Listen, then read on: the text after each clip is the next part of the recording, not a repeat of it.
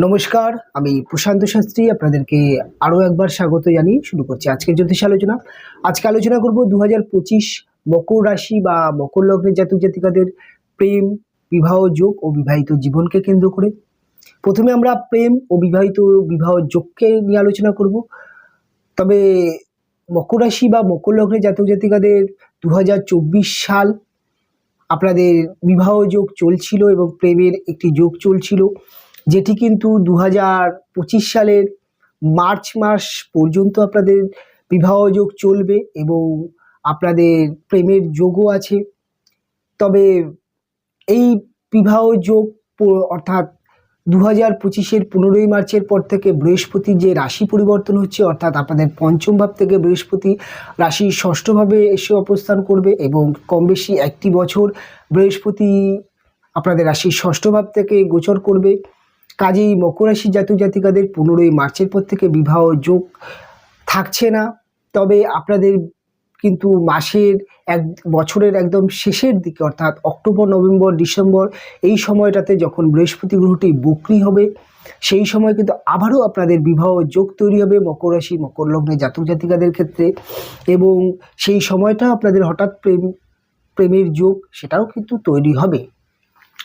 তবে মকর রাশি মকর লগ্নের জাতক জাতিকাদের ক্ষেত্রে একটা কথা বলার, আপনাদের 2024 সাল প্রায় শেষ হয়ে যাচ্ছে, 2025 সাল এসে উপস্থিত হচ্ছে, কিন্তু আপনাদের মোটামুটি 30 বছর বা 32 বছর অর্থাৎ বিবাহ উপযুক্ত বয়স হয়ে গেছে, 30-35 বছর বয়স হয়ে গেছে। তবুও আপনাদের কোনোরকমভাবে দেখাশোনা করে হোক বা কোনোরকম যোগাযোগ মাধ্যম অর্থাৎ অনলাইন মাধ্যম বা ঘটক মাধ্যমে আপনি পাত্রপাত্রীর সন্ধান করছেন, কিন্তু কিছুতেই বিবাহ যোগ তৈরি হচ্ছে না বা বিবাহ সম্পর্ক তৈরি হচ্ছে না।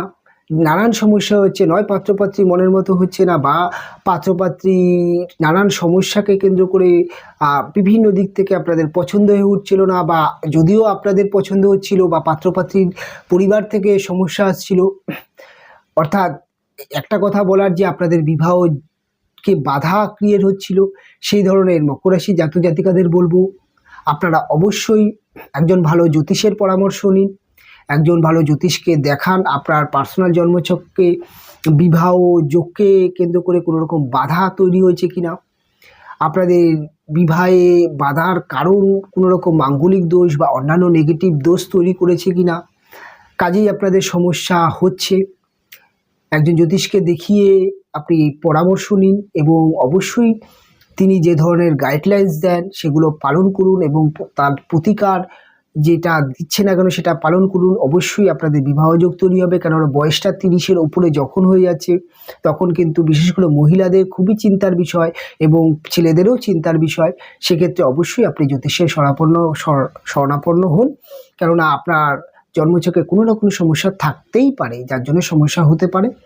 যদি সমস্যা না থাকে তাহলে তো ওয়েল ডান, তাহলে অবশ্যই আপনার বিবাহযোগ এবছর না হোক সামনের বছর বিবাহযোগ তৈরি হবে। তবে আপনাকে কিছুটা গাইডলাইন্স নেওয়া প্রয়োজনীয়তা আমি মনে করছি, থাকতেও তো পারে কোনো সমস্যা। এবার আপনাদের প্রেমের যোগ বা প্রেমের জায়গা দেখুন, প্রেম বা প্রেমের যোগের জন্যে আপনাদের এই বছরটা আপনাদের বহু মকর রাশি জাতক যদি প্রেমের যোগ এসছে বা প্রেমের যোগ 2025 সালে এসছে, এবং অনেক মকর রাশি জাতক জাতিকাদের এখনও ভালো প্রেম আসেনি বা প্রেমজ সম্পর্ক নিয়ে অনেক সমস্যা আসছিল, নানান দিক থেকে নানান সমস্যা, পারিবারিক সমস্যা, এগুলো চলছিল।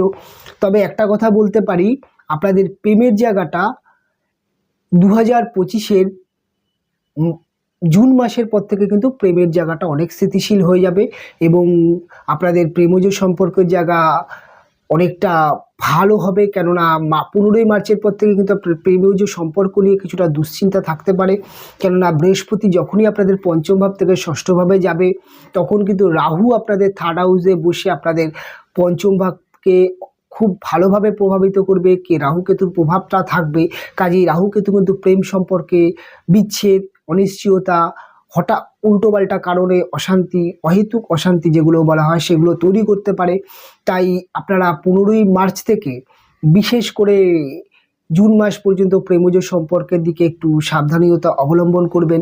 এমন কোনো জটিলতা বা এমন কোনো তর্ক বিতর্ক বা সমস্যায় জড়াবেন না যেটা নিয়ে আপনাদের প্রেমজ সম্পর্কে সমস্যা আসতে পারে।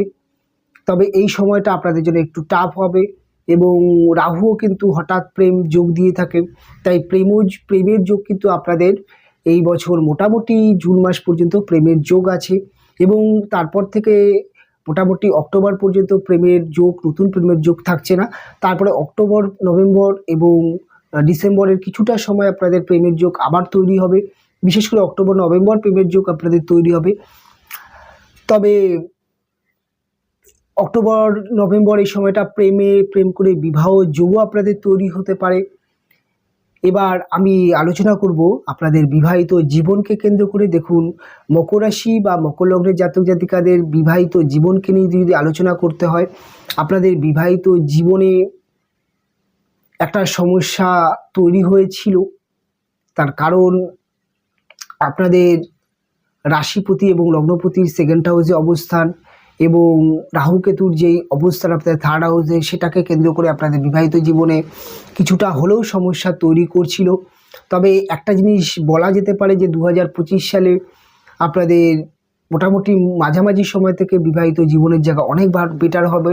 তবে সমস্ত মকর রাশি জাতক জাতিকাদের বিবাহিত জীবন খারাপ চলবে না। যাদের পার্সোনাল জন্মছকে একটু উইক আছে তাদের কিন্তু বিবাহিত জীবন বছরের মাঝামাঝি সময় পর্যন্ত খারাপ থাকবে।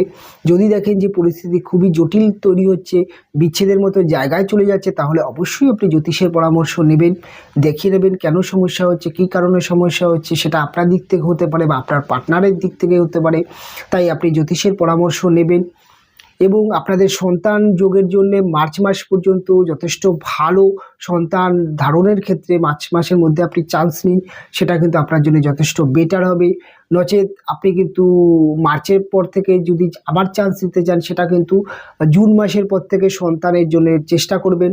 কেননা মার্চের পরে এপ্রিল মে এই যে দুটো মাস থাকছে, এই এপ্রিল মে দুটো মাস আপনি সন্তান ধারণের জন্যে কিন্তু খুব একটা ভালো দিক নয়, বা আপনার সন্তান পড়াশোনা করছে তার এডুকেশনের জন্যও ভালো নয়, সন্তানের কেরিয়ার, সন্তানের জন্যও কিন্তু সময়টা ভালো নয়। এই দুটো মাস আপনাদেরকে সাবধান থাকতে হবে। তবে মকর রাশি বা মকর লগ্নের জাতক জাতিকাদের জন্যে বিবাহিত জীবনের জায়গাটা মাসের মোটামুটি মধ্যভাগ থেকে ভালো হবে। তবে আমি যেটা বলছিলাম যে সকল মকর রাশি জাতক জাতিকাদের বিবাহিত জীবন খারাপ যাচ্ছে না, কেননা বৃহস্পতির অবস্থান মোটামুটি তো ঠিকই আছে এবং 15ই মার্চ পর্যন্ত তো ভালোই থাকবে। তবে আশা করা যায় যে আরেকটা জিনিস কিন্তু অনিশ্চয়তা তৈরি হতে পারে। রাহু কেতুর অবস্থান আপনাদের যখন সেকেন্ড হাউসে হবে, অর্থাৎ 29শে মের পর থেকে রাহু যখন ট্রানজিট করবে, রাহু ট্রানজিট করে আপনাদের সেকেন্ড হাউসে যখন যাবে, সেকেন্ড হাউসে রাহু কিন্তু পারিবারিক কূটনীতিকে ইন্ডিকেট করে, অর্থাৎ পরিবারের মানে থার্ড পার্সন ব্যক্তি দ্বারা কিন্তু আপনাদের বিবাহিত জীবনে সম্পর্ক আসতে পারে। অর্থাৎ আপনার বিবাহিত জীবনকে পরিবারের থার্ড পার্সন ব্যক্তিরা পরিচালনা করতে পারে এবং আপনি অবশ্যই পরিবারের ব্যক্তির কথা শুনে, সেটি যেই হোক না কেন, আপনি আপনার বিবাহিত জীবনে এমন কোনো ডিসিশান নেবেন, আপনি জাজমেন্ট করুন, বিচার করুন ব্যাপারটা কী হতে পারে। কেননা সেকেন্ড হাউসে রাহু বা কেতুর যে প্রভাব, সেটা কিন্তু বিবাহিত জীবনকে অর্থাৎ মন্ত্রণা, মিথ্যা মন্ত্রণা বা ভুল কথা বুঝিয়েও সম্পর্ক খারাপ করতে পারে। এই জায়গাটা একটু সাবধান থাকতে হবে, বিশেষ করে জুন মাসের পর থেকে। তবে একটা কথা বলাই যেতে পারে, মকর রাশি মকর লগ্নের জাতক জাতিকাদের 2025 সালের মাঝামাঝি পর থেকে আপনাদের বিবাহিত জীবনের জায়গাটা আপনাদেরকে সাবধান থাকতে হবে। তবে একদম যে বিবাহিত জীবনের জায়গা খারাপ আছে সেটা নয়, তবে সেকেন্ড ম্যারেজ যোগ কিন্তু আপনাদের তৈরি হচ্ছে কম বেশি। সেকেন্ড ম্যারেজের জন্য আপনি চেষ্টা করতে পারেন। তবে অনুষ্ঠান এখানেই শেষ করব, ফিরে আসবো পরবর্তী লগ্ন রাশির অনুষ্ঠান নিয়ে। আপনারা ভালো থাকবেন, আপনারা সুস্থ হবেন, দেখা হবে পরবর্তী অনুষ্ঠানে।